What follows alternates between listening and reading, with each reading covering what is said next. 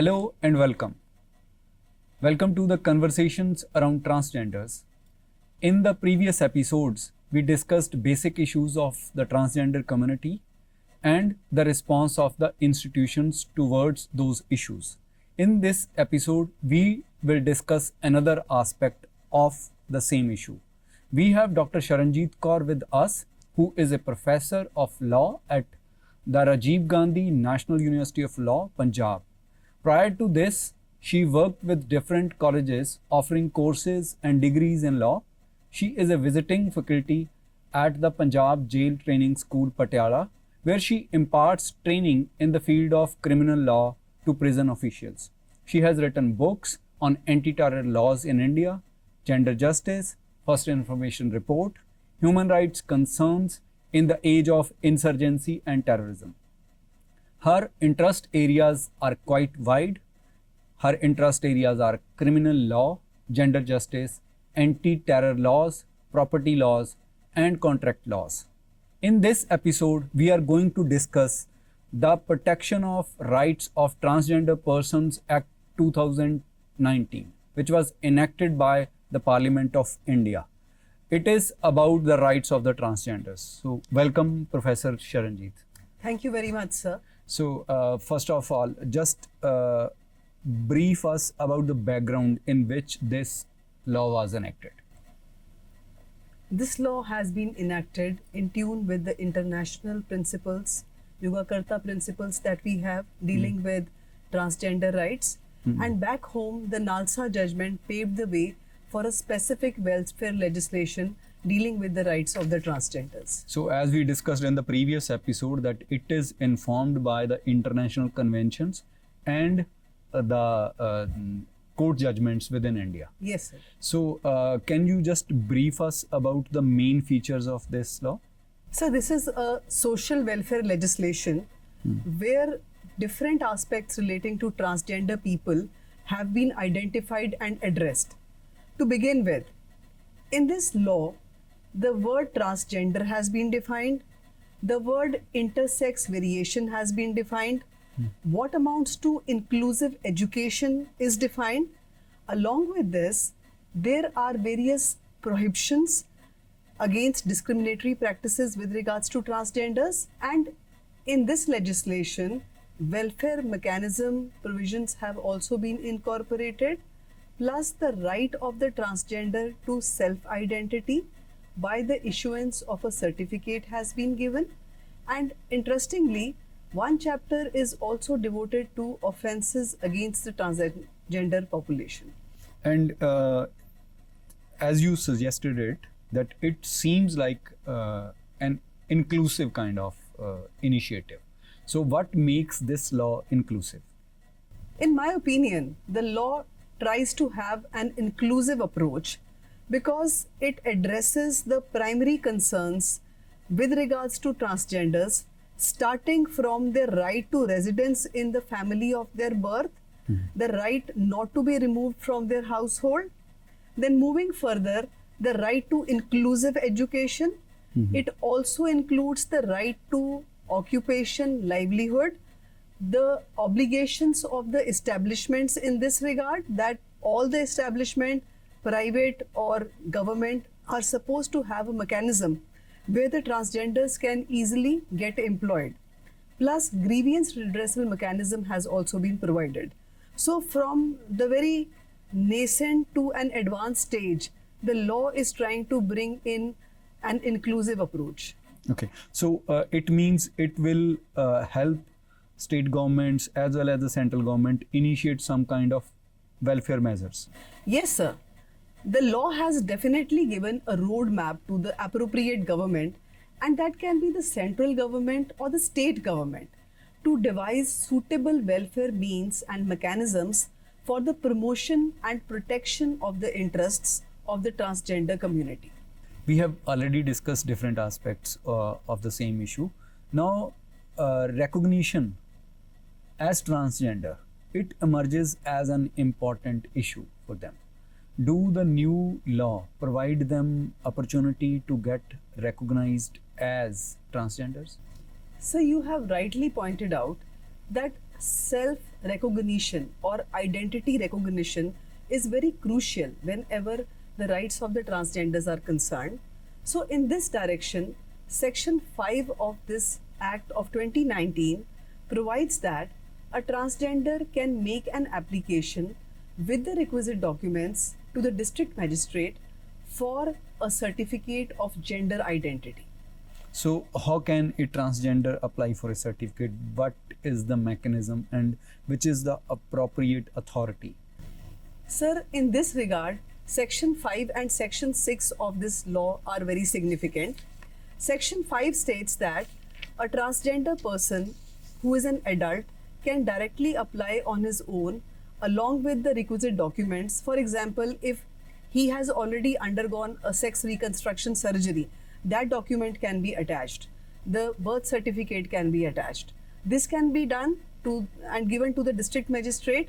There is no specific format which is provided. Application can be made, but documents have to be attached. And if the transgender happens to be a minor, in that situation, this application shall be moved by the parent or guardian of the child. Is there some kind of provision for revision of the same certificate? Yes, sir. This certificate can be revised under Section 6 of the Act of 2019 if the transgender goes in for a sex reconstruction surgery. Then he has to apply again to the district magistrate, and now he has to give a copy of a certificate given by the medical officer in this regard to the district magistrate. Does it mean that if a person first get them registered as transgender and later on after that surgery they go again and get themselves registered as he or she? Yes, sir.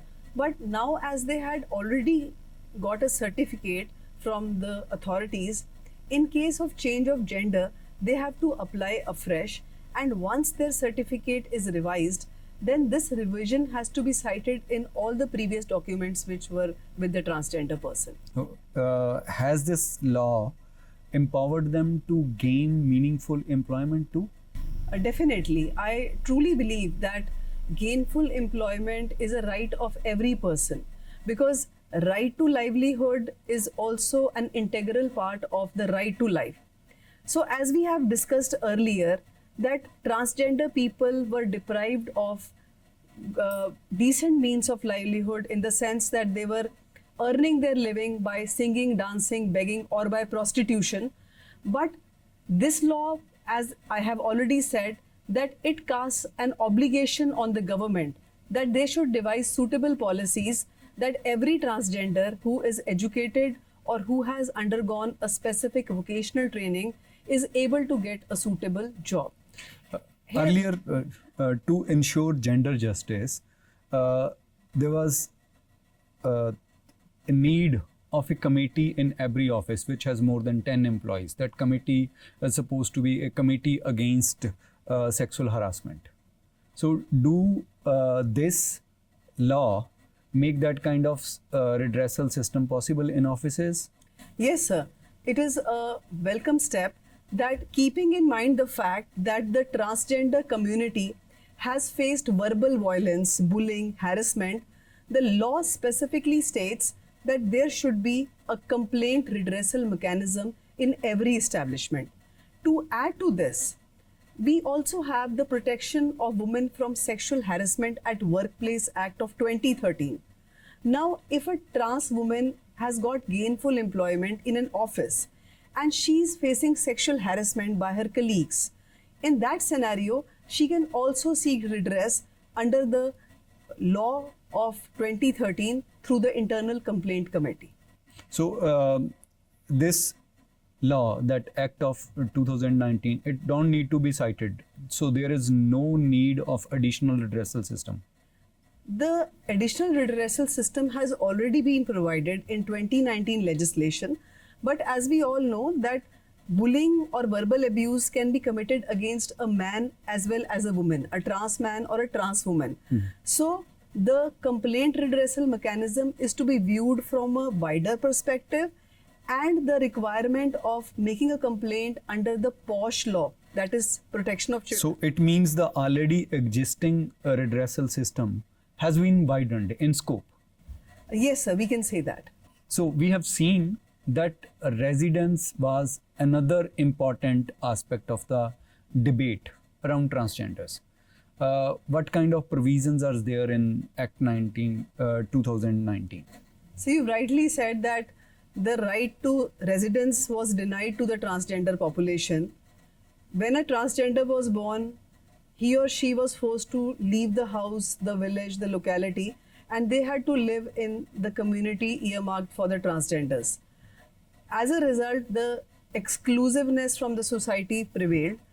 In order to address this problem, this legislation has clear-cut stated that no transgender can be forced to vacate his house. The transgender cannot be forced to vacate the village or the household or the community. And if a transgender is asked to leave a particular place, then that shall be an offense under this legislation. So what are the offenses defined under this Act 2019? Different offenses have been provided under this legislation, starting with bonded labor. A transgender person cannot be made to act as a compulsory or a bonded labor. This is one offense. Second offense. But that Bonded Labor Act was already there. Sir, despite the fact that the Bonded Labor Act was already there, we also have the Child Labor Prohibition Act. Yes. But we all know that child labor is also taking place and bonded labor is also there. And these problems are more peculiar with transgender people because of the fact that they are not able to get any other gainful employment. So hence they are often discriminated or abused. So what I am trying to understand is, are they bonded because of their identity of being transgender, or they are bonded just because as human being and the practice is there? As we have already discussed, that the problem with regards to transgenders get aggravated due to the simple reason that they are the forgotten persons. Child Labor Prohibition Act came into being in 1986, and it was said that the children should get education instead of working in various establishments. But transgenders have also been working as compulsory labor or bonded labor, but their plight have been ignored. And this is the reason why we have specifically enumerated that any kind of bonded labor or compulsory labor from a transgender will be an offense. So what kind of penalties are possible under this act? Sir, before discussing the penalties, I would like to talk about the other offenses. This law also talks about sexual abuse, verbal abuse, emotional abuse against a transgender. This law also prohibits any kind of forceful eviction of a transgender from a specific place. Denial of right to access public places is also an offense. Denial of the right to purchase property, to access some park or any public building is again enumerated. And the punishment has been clubbed for all these offenses. Minimum punishment can be 6 months and the maximum can be up to 2 years along with fine. Now, penalties. The penalties can be extending up to 2 years, minimum sentence of 6 months, and fine keeping in mind the proportionality of the offense. So is there some kind of specific provision for residence in the act? The act has made a specific provision for the simple reason that the transgender community are most of the times homeless, abandoned, thrown out of their homes, they are destitute, and they do not have any formal mechanism of seeking help as far as residence is concerned. Section 12 of this legislation has made a comprehensive framework to ensure the right of dignified residence to the transgender people. In order to provide and protect the rights of residents, Section 12 of this Act states that no child shall be separated from parents or immediate family on the ground of being a transgender, except on an order of a competent court, that too in the interest of the child. Furthermore, every transgender person shall have a right to reside in the household where the parent or the immediate family member resides, he or she has the right not to be excluded from such household or any part thereof, and the right to enjoy and use the facilities of such household in a non-discriminatory manner. The Act also states that where any parent or a member of his immediate family is unable to take care of the transgender, the competent court shall pass an order to direct the transgender person to be placed in a rehabilitation center. Sir, in this regard, I would also like to mention the Juvenile Justice, Care and Protection of Children Act 2015. With regards to the transgender children falling in the last category, the Juvenile Justice Act can also be used for the transgender child as a child in need of care and protection, and now it will be the duty of the Child Welfare Committee to pass appropriate orders for the rehabilitation and residence of such transgender children. Can you explain this more with reference of some example? Sure, sir.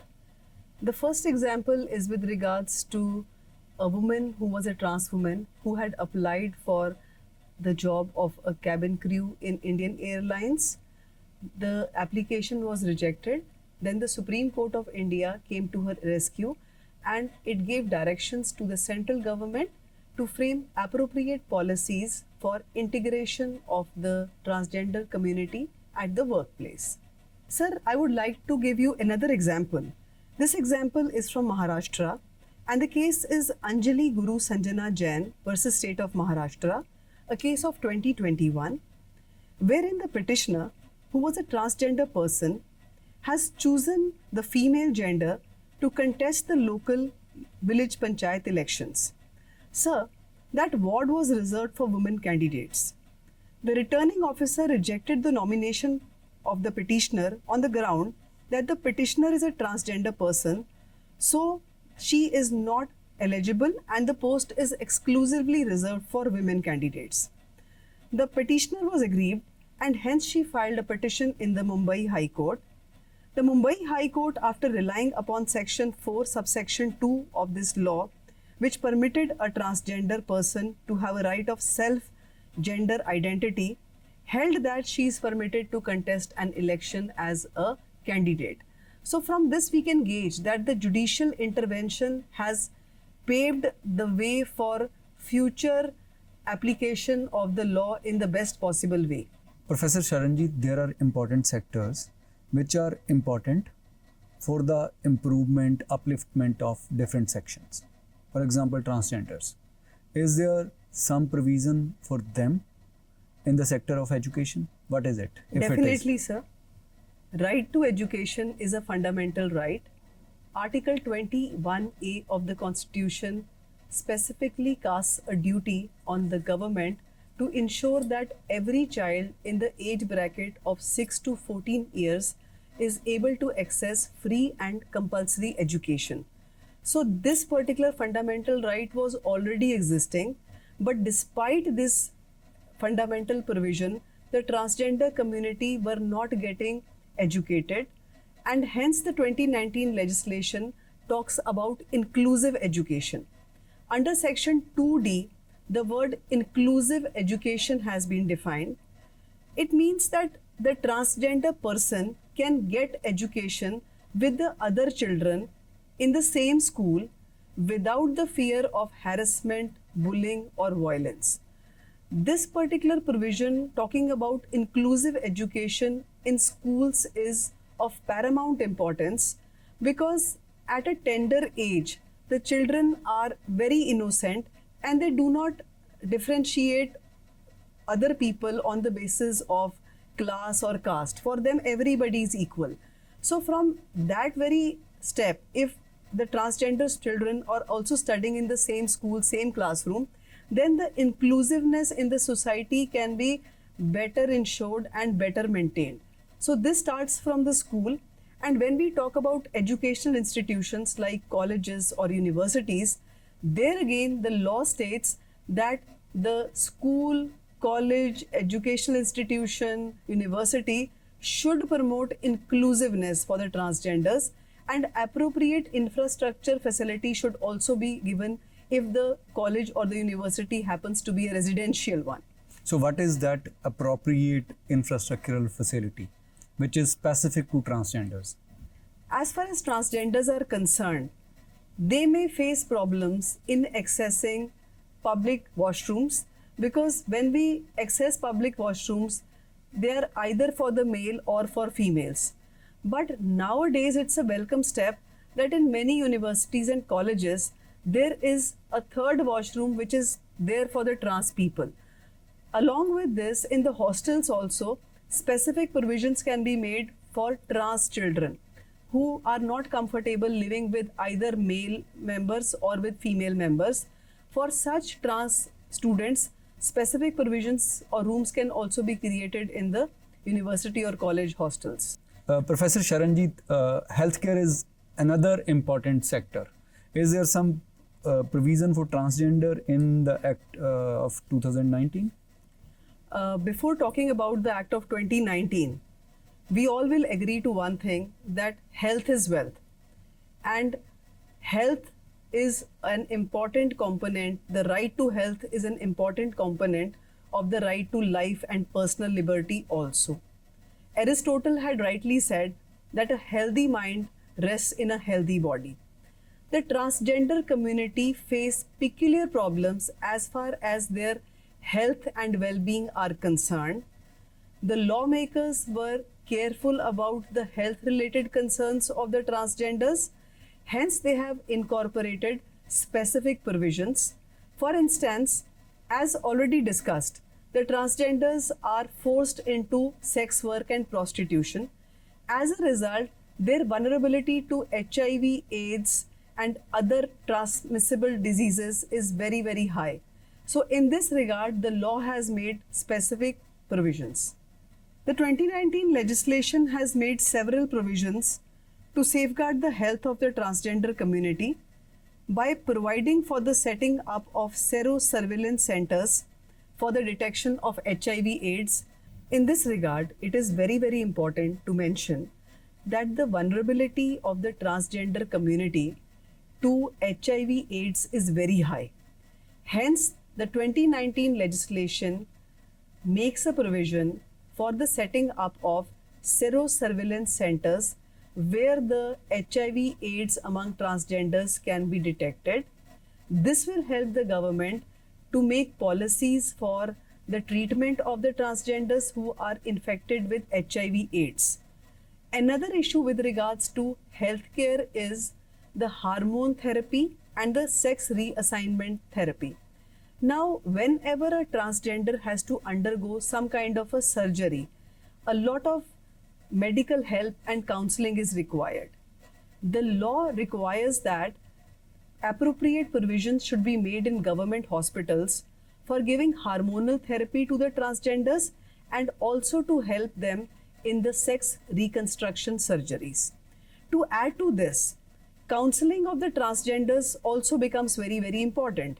Because if there is a man who is identifying himself as a woman and he plans to go in for a surgery, he will require counseling before the surgery as well as after the surgery.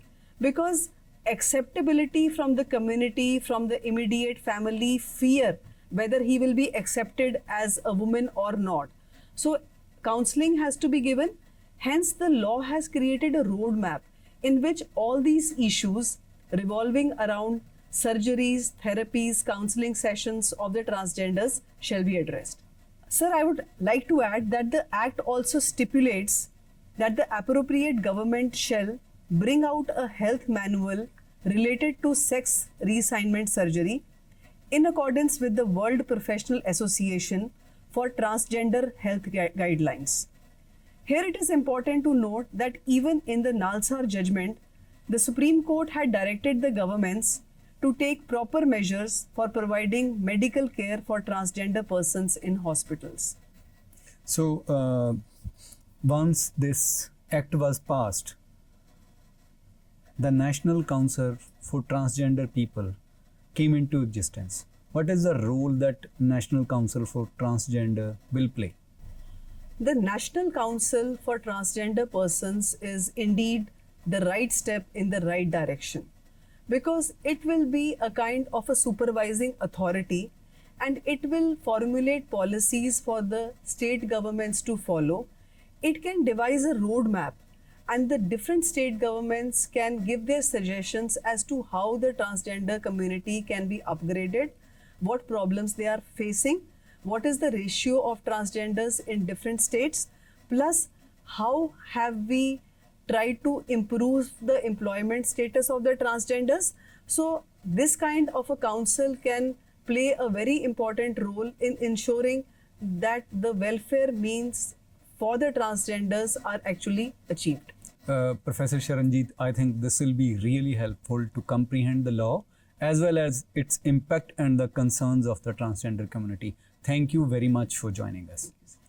With this, we come to an end of the series of interactions with Professor Sharanjit.